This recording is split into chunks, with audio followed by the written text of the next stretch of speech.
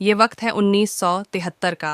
पैरो के जंगलों में हम एक रिसर्च टीम को देखते हैं जिसको लीड कह रही थी कॉन्स्टेंस वेब नाम की एक लेडी। कॉन्स्टेंस पर प्रेग्नेंट होने के बावजूद यहाँ एक ऐसी किस्म की स्पाइडर की तलाश में आई थी जिसका जहर उनकी रिसर्च के मुताबिक इंसानों के लिए जादू था, जो किसी भी इंसान की बड़ी से बड़ी बीमारी का इलाज करने के अलावा किसी इंसान को हद से ज्यादा ताकतवर बनाने की भी ताकत रखता था। वो इसे स्पाइडर की मदद से लोगों की इन बीमारियों का इलाज ढूंढना चाहती थी जिनका इलाज अभी तक पॉसिबल नहीं। यहाँ अपने साथी सिम्स को बताती हैं कि माना जाता है इन भैरों के जंगलों में ऐसे लोग रहते थे जिनमें आम इंसानों से कहीं 100 गुना ज्यादा ताकत होती थी। इनकी स्पीड और बाकी सुपर पावर्स का तो आम इंसान अंदाजा भी नहीं कर सकते, और ये सब सुपर पावर्स उन्हें इन्हीं स्पाइडर्स ने दी थी। सिम्स को उसकी बातों पर बिल्कुल यकीन नहीं था, इसलिए वो प्रेग्नेंट कॉन्स्टेंस को जंगल में पीछ पी छोड़कर वापस कैंप में चला आता है, जहां उसे कॉन्स्टेंस के नोट्स मिलते हैं। इस नोट्स पर लिखी हुई इन्फॉर्मेशन उसे ये सच्चाई बता चुकी थी कि कॉन्स्टेंस बिल्कुल सच बोल रही थी। वो कॉन्स्टेंस के सभी नोट्स की पिक्चर्स बना लेता है, और इससे पहले क्या, अब वो कॉन्स्टेंस के पीछे जाता, बहुत ही खुशी से चिल्लाते हुए कॉन्स्टेंस यहाँ आती है क्योंकि उसकी तलाश खत्म हो गई थी। उसे वो स्पाइडर मिल चुका था जिसका जहर किसी का भी इला कर सकता था। उसकी खुशी देखने वाली थी। वो एक्साइटेड हो गई। अपने टीम मेंबर्स को वो स्पाइडर दिखा रही थी कि तभी पीछे से सेम्स अपनी या टीम के 2 मेंबर्स को गोलियां मार के ख़त्म कर देता है। कॉन्स्टेंस को समझ नहीं आ रहा था कि सिम्स ने ऐसा क्यों किया। तभी सिम्स उसके सामने आता है और कहता है, ये जा, शराफत से मेरे हवाला कर दो। यह स्पाइडर सिर्फ मेरी है और इसका इस्तेमाल सिर्फ मैं ही करूँगा। वो लगातार कॉन्स्टेंस से स्पाइडर वाला चार छीनने की कोशिश में था। इस सारी लड़ाई में सिम्स के हाथ में मौजूद गन चल जाती है, जिससे कॉन्स्टेंस अब जख्मी हो चुकी थी। ये सेल्फिश इंसान सिम्स यह भी ख्याल नहीं करता कि कॉन्स्टेंस जख्मी है और प्रेग्नेंट है। वो बस उसके हाथ से स्पाइडर वाला लल लेता है और उसे मरने के लिए यही अकेला छोड़कर वापस चला जाता है। कॉन्स्टेंस बिल्कुल मरने वाली थी, और इस टाइम कॉन्स्टेंस की जान निकल के एंट्री करते हैं उसी ट्राइब के लोग जिसकी कहानी कॉन्स्टेंस सिम्स को सुना रही थी। कॉन्स्टेंस को उठाकर वो एक गार्ड में बने तालाब में ले जा चुके थे। यहाँ वो एक स्पाइडर को से कट पाकर उसका इलाज करना चाहते थे, लेकिन कॉन्स्टेंस की हालत बिगड़ती जा रही थी क्योंकि अब वो वक्त भी आ गया था जब वो अपने बच्चे को जन्म देती। कॉन्स्टेंस के पास इस टाइम एक बेटी पैथ होती है जिसका नाम वो लोग केसी रखते हैं। केसी के पैदा होने के बाद कॉन्स्टेंस की हालत और भी बिगड़ चुकी थी। इस टाइम पर उस ट्राइब का लीडर जो अभी कॉन्स्टेंस का इलाज कर रहा है, वसे वादा लेता है कि जब भी लड़की अपने सवालों के साथ यहाँ वापस आएगी तब तक मैं इसका इंतज़ार करूँगा।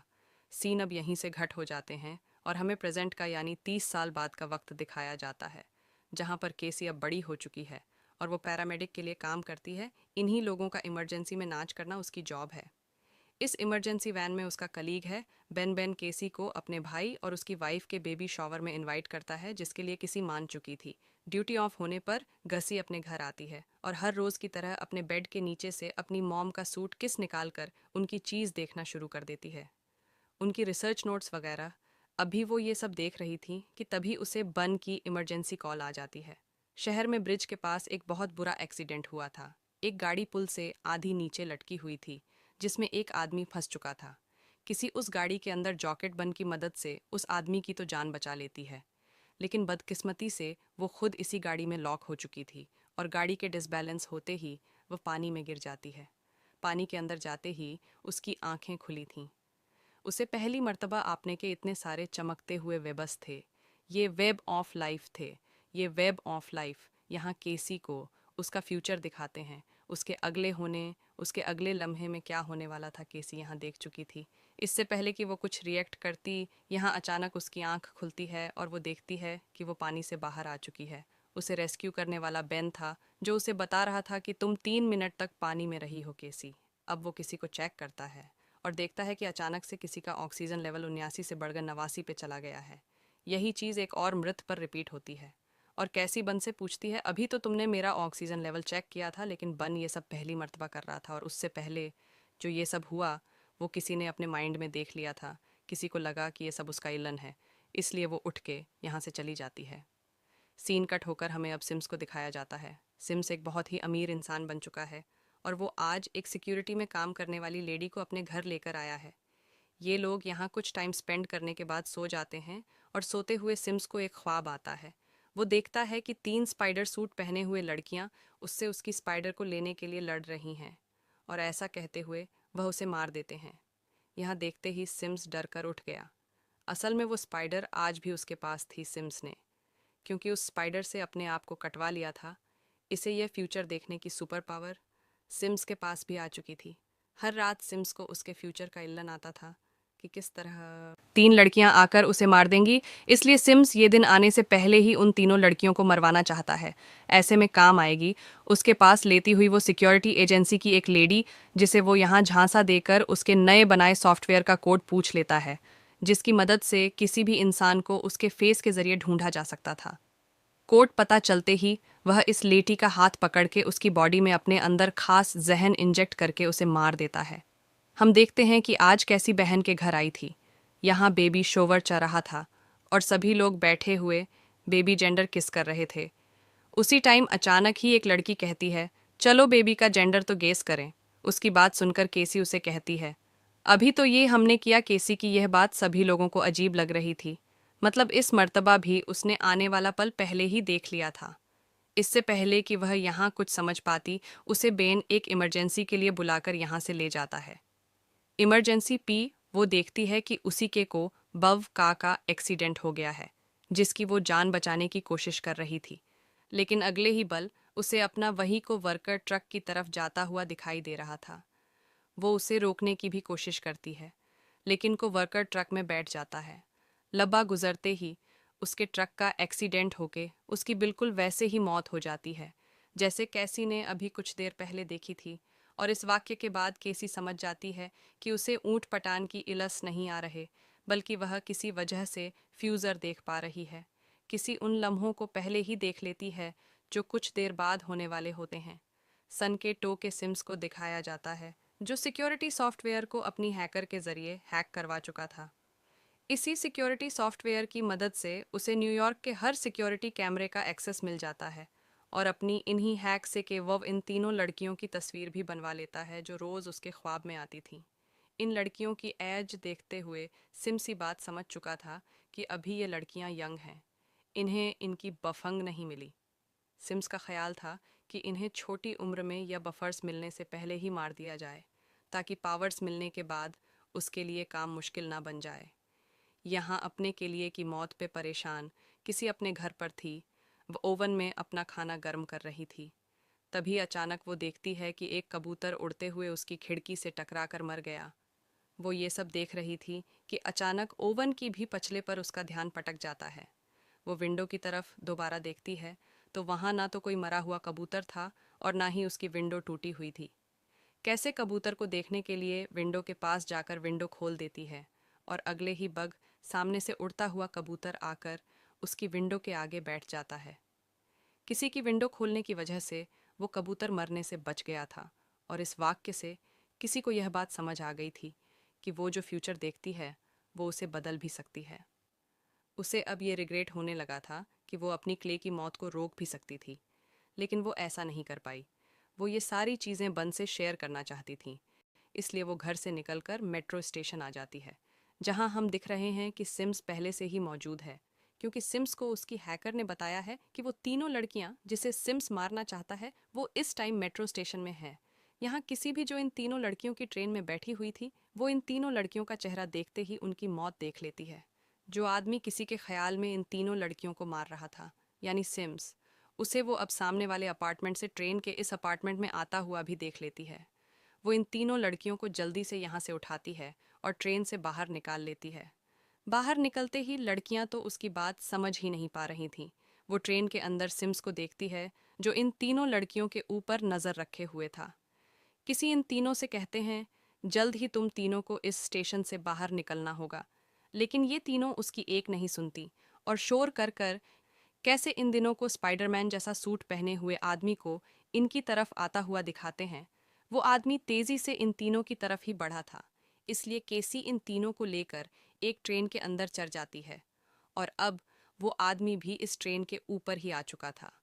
इस आदमी से बचाने के लिए किसी इन दिनों को अब ट्रेन से निकालकर ग्राउंड फ्लोर पर ले आई थी, लेकिन वो जानती थी कि वह आदमी अभी तक उनके पीछे है। वो इन तीनों को मेट्रो स्टेशन से बाहर जाने वाली थी कि पुलिस ऑफिसर्स उसे पकड़ लेते हैं। इतने में सिम्स, जिसने स्पाइडर का सूट पहना हुआ था, वो भी इन तीनों के ऊपर हमला करने के लिए आ जाता है। यहाँ पुलिस जब सिम्स को रोक रही थी, किसी मौके का फायदा उठाते हुए इन तीनों को ही इनकी जान बचाने के लिए लेकर इस मेट्रो स्टेशन से बाहर आ जाती है।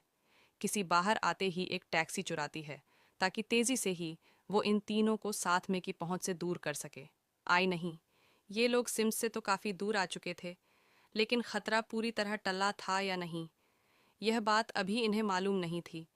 किसी इन तीनों से इनके नाम पूछती है और बातों ही बातों में किसी को यह मालूम होता है कि अभी तीनों लड़कियों के ही पेरेंट्स इस शहर में नहीं हैं। वो लोग यह बातें कर रहे थे कि तभी रेडियो पर लगी हुई न्यूज़ उनका ध्यान भटका देती है, जहां बताया जा रहा था कि 3 लड़कियों को किडनैप करने वाली लेडी की पहचान केसी वप के नाम से हुई है।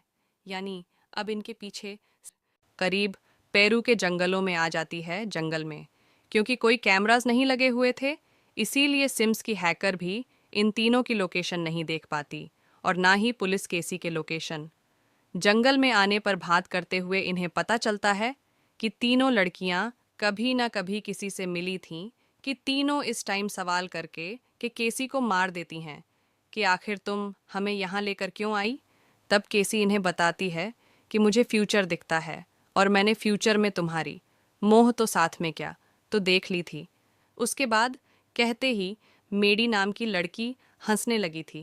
किसी को अब अपनी मॉम के नोट्स लिखी हुई चीज़ें याद आने लगी थीं, इसलिए वो इन तीनों से कहती हैं, मैं 3 घंटे में वापस आ जाऊंगी, लेकिन 3 घंटे तक तुम तीनों यहाँ से हिलने की कोशिश भी मत करना।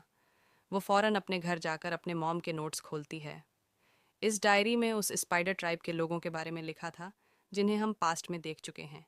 ये लोग दीवार और छतों पे चढ़ने के साथ साथ फ्यूचर देखने की भी ताकत रखते थे। फ्यूचर तो किसी को भी नज़र आ रहा था, इसीलिए वो दीवार पे चढ़ने की कोशिश करती है, ये जांचने के लिए कि कहीं वो भी तो स्पाइडर ट्राइब से तो नहीं, लेकिन वो इस चीज़ में नाकाम हो जाती है। इसी सूटकेस में किसी को उसकी मॉम के साथ सिम्स का फ़ोटो नज़र आ जाता है और वो यहाँ सिम्स को पहचान भी गई थी कि वही आदमी है जो इन तीनों लड़कियों को मारना जा रहा था। वो तीनों लड़कियाँ जो इस टाइम जंगल में थीं, आराम से वो थोड़ी देर रह सकती थीं।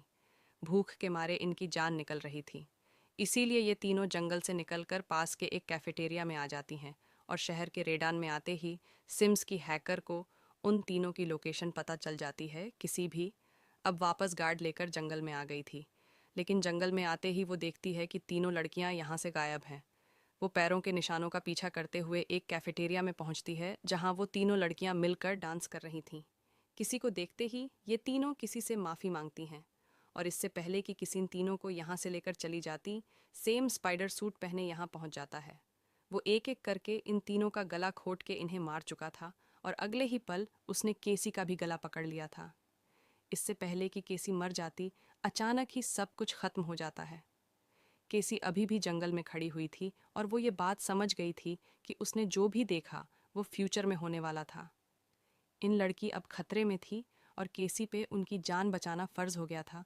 वो जल्द से जल्द उन तक पहुंचना चाहती थी, इसलिए उनके कदमों के निशानों को फॉलो करते हुए वो होटल के आकाश तोड़ते हुए अपनी गाड़ी अंदर ले आई थी। वो इसी गाड़ी से ज़ोर से सिम्स को हिट करती है और तीनों लड़कियों को गाड़ी में बैठने का इशारा करती है। जिस वक्त केसी तीनों लड़कियों को बचाकर यहाँ से निकलने वाली थी, सिम्स ने किसी तरह केसी का हाथ पकड़ लिया था। ऐसे केसी का हाथ पकड़कर वो अपना शहर केसी के अंदर इंजेक्ट करा था। केसी तो इन तीनों लड़कियों को बचाकर वहाँ से ले गई थी, लेकिन दूसरी तरफ सिम्स की हैकर उसे खबर देती है कि केसी वजो की तीनों लड़कियों को बचा रही है। वो कॉन्स्टेंस वेब की बेटी है और यह सुनते ही उसका दिमाग हिल चुका था। किसी तीनों लड़कियों को फ़िलहाल के लिए तो एक होटल में ले आई थी, लेकिन तीनों ही लड़कियों के पेरेंट्स नहीं थे।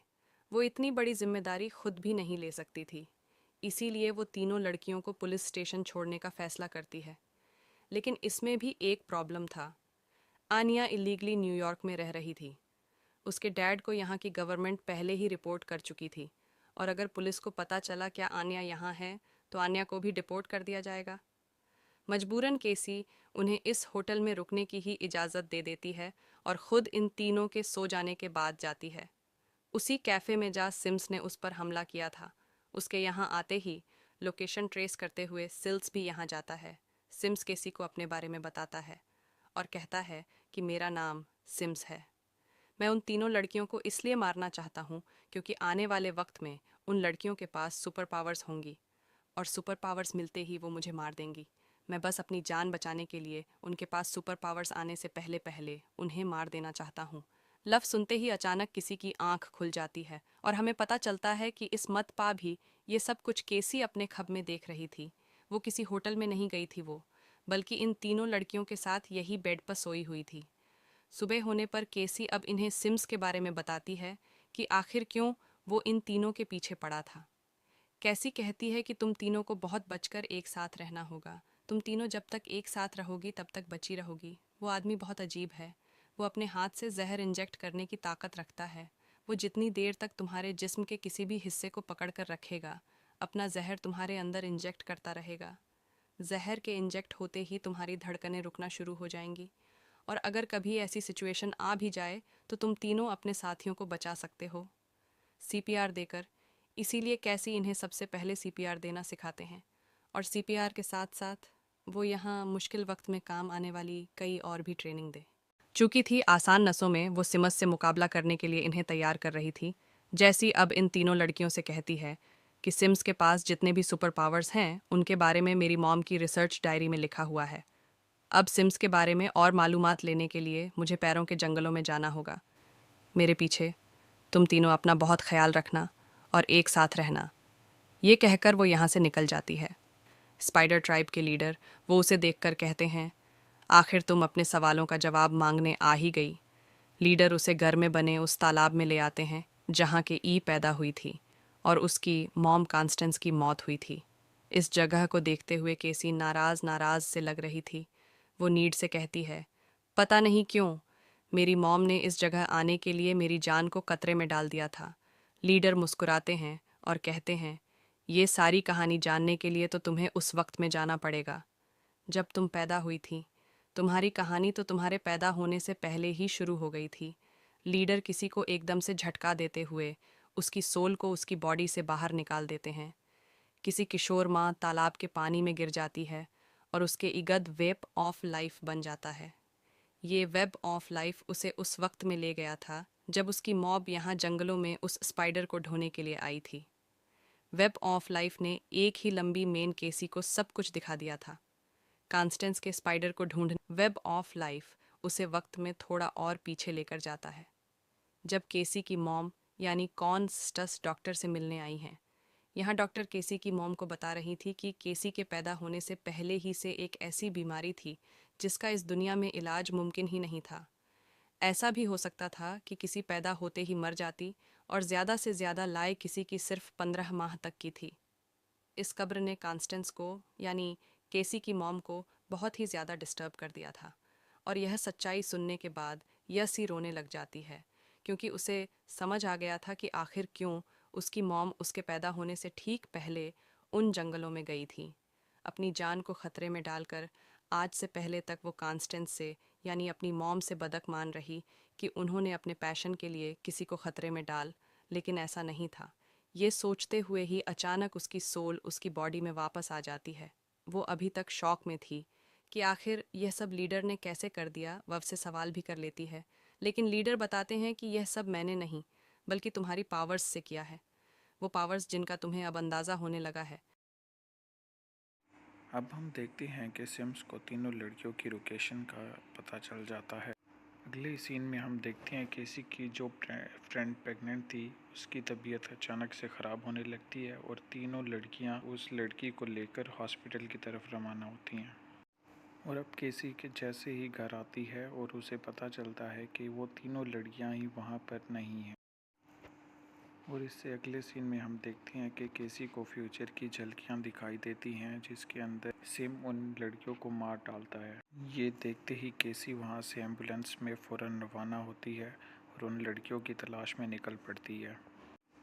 और सिम्स की हैकर जो कि सारी लाइट्स को ग्रीन कर देती है जिसकी वजह से ट्रैफिक में बहुत ज़्यादा उलझन हो जाती है। और अगले ही सीन में सिम्स उन लड़कियों को मारने आ जाता है और उनके तरफ एक बॉम्ब फेंकने ही वाला होता है कि केसी आ जाती है एम्बुलेंस से और वो सिम्स को ज़ोर से टक्कर मारती है, जिसकी वजह से उसका बम दूर जाकर लुढ़क जाता है। और इसके साथ ही केसी इन सब लड़कियों को एम्बुलेंस में बिठाती है और जल्दी से वहाँ से निकलने के लिए कहती है। इसके साथ ही सिम्स उनके पीछे भागता है और उनकी एम्बुलेंस के ऊपर आ जाता है। केसी में से एक लड़की को कहती है कि तुम करंट चार्ज करो और फ़ौरन से ही ऊपर वाली छत की तरफ लगा दो, जिससे सिम्स फ़ौरन से नीचे गिर जाता है। पावर से पता चला लेती है। उससे लीडर की बातें याद आती है कि वो फ्यूचर भी बदल सकती है। यही सोचते हुए वो एम्बुलेंस का रेडियो यूज़ करती है और मेडिकल इमरजेंसी का बहाना करते हुए ही करीब एक बिल्डिंग के पास एक हेलीकॉप्टर बुलाती है। इस टाइम ये लोग फायर क्रैकर्स बनाने वाली एक फैक्ट्री के पास थे। कैसे ही इन तीनों को लेकर उस फैक्ट्री के अंदर आ जाती है और यहाँ ये लोग सिम्स के लिए जाल बिछाना शुरू करते हैं। सिम्स जैसे ही उनके पीछे इस फैक्ट्री के अंदर आता है, उनके बिछाए फायर कक्कर्स के जाल में फंस जाता है। एक के बाद एक वहाँ बहुत से फायर क्रैकर्स फटते हैं जो सिम्स का ध्यान अपनी तरफ लगा चुके थे। मौके का फायदा उठाते हुए केसी उन तीनों लड़कियों को लेकर इस बिल्डिंग की छत पे आ चुकी थी जहाँ हेलीकॉप्टर आने वाला था। वो इन तीनों लड़कियों को सेफली हेलीकॉप्टर में बिठाकर यहाँ से भगाने की कोशिश में थी, पर केसी के इस प्लान को नाकाम करने के लिए यहाँ पे सम्स आ चुका था। उसका ध्यान भटकाने के लिए केसी उसे लड़ती है और ये लोग लड़ते लड़ते एक बिलबोर्ड के टॉवर पर चढ़ जाते हैं जहाँ अब सिम्स केसी को पकड़ चुका था। वो केसी का गला पकड़ते हुए अपने जिस्म का जहर उसके अंदर इंजेक्ट कर रहा था। केसी मरने वाली थी, वो मुश्किल में थी। यह सब वो तीनों लड़कियां नहीं देख पाती और उसकी जान बचाने के लिए उसके पीछे आती है। लेकिन सिम्स यहाँ बड़ी ही आसानी से इन अनट्रेंड तीनों लड़कियों से लड़ता है और उन्हें तीन अलहदा अलहदा जगह फेंक देता है। उसके इस हमले से वो तीनों लड़कियां ऐसी जगह फंस चुकी थीं कि वहाँ बस उनके करीब मौत ही थी। और ये देखकर सिम्स हंसने लग जाता है और गस्सी से कहता है, बताओ अब तुम तीन अलहदा अलहदा जगह जाकर एक ही वक्त में इन तीनों को कैसे बचाओगी। उसकी यह बात कहते ही किसी के कानों में लीडर की वो बात पूछ और वेब ऑफ लाइफ के जरिए उसी के जैसी बहुत सी और कैसी बनकर उन तीनों लड़कियों को बचाने के लिए पहुंच जाती है। ये देखते हुए तो सिम्स भी परेशान हो चुका था। वो केसी को रोकने के लिए उसे एक पंच पड़ता है, पर कैसी स्मृत पहाड़ मानने वाली नहीं थी। वो आहिस्ता आहिस्ता सिम्स को उस जगह पर ले जाती है जहाँ फ्यूचर में उसने सिम्स की मौत देखी थी। उस जगह पहुंचते ही सिम्स के ऊपर एक बड़ा सा जाल गिर जाता है जिसमें वह फंस चुका था और उसके फौरन बाद उसके ऊपर एक बहुत बड़ा सा बिलबोर्ड गिरने पर उसकी मौत भी हो जाती है। फाइनली केसी ने उन तीनों लड़कियों को बचा लिया था उनके दुश्मन को मारकर, लेकिन बुरा ये हुआ था कि बिलबोर्ड के गिरने की वजह से किसी खुद भी लड़क आकर पानी में गिर चुकी थी। देखते हैं कि किसी की बॉडी से एक लाइट निकली है और अब वह पानी में डूबती जा रही थी। इस टाइम पर किसी को बचाने के लिए वो तीनों लड़कियां पानी में जम कर देती हैं। मुश्किल से वो किसी को पानी से निकाल कर बाहर लेकर आती हैं तो देखती है कि उसको सांस आना भी बंद हो गया था। ऐसे में ये लोग किसी के ही सिखाई तरीके से उसे सीबीआर देती हैं। ऐसा कहते ही कुछ ही देर में किसी के दिल की धड़कन दोबारा चलना शुरू हो चुकी थी। वो फाइनली होश में आ चुकी थी, लेकिन फिर से एक बुरी खबर कि अब किसी देख नहीं सकती थी। उसे कुछ भी नज़र नहीं आ रहा था। वो ब्लाइंड हो चुकी थी और साथ में उसकी बॉडी भी इस एक्सीडेंट की वजह से पैरालाइज हो चुकी थी। हॉस्पिटल में जब और इस केसी से इन तीनों लड़कियों के बारे में पूछती है तो केसी कहती है कि ये तीनों मेरी फैमिली है और यह सुनकर ये तीनों ही खुश हो जाते हैं। इस हादसे ने बेशक किसी को पैरालाइज कर दिया था, लेकिन इसी हादसे ने उसको उसकी सारी सुपर पावर्स भी दे दी थी। घर आने पर किसी इन तीनों लड़कियों को बताती है कि बेशक अब मैं कुछ देख नहीं सकती, लेकिन मुझे फ्यूचर अब बिल्कुल साफ नज़र आ रहा है। मैं तुम तीनों को ओवर मिलने के बाद दुश्मनों से लड़ते हुए देख रही हूँ। तुम्हारे पास इतनी पावर है कि जिसका तुम अंदाज़ा भी नहीं कर सकते, और तुम कभी दुश्मनों से नहीं हार रही। वो इन तीनों को भी फ्यूचर की चिलक दिखाती है जिसमें इन तीनों के पास ही सुपर पावर्स थीं और ख़ुद कैसी एक मेडिम वेव थी। और इसी फ्यूचर की जिनक को दिखाते हुए ये कहानी यहाँ ख़त्म हो जाती है।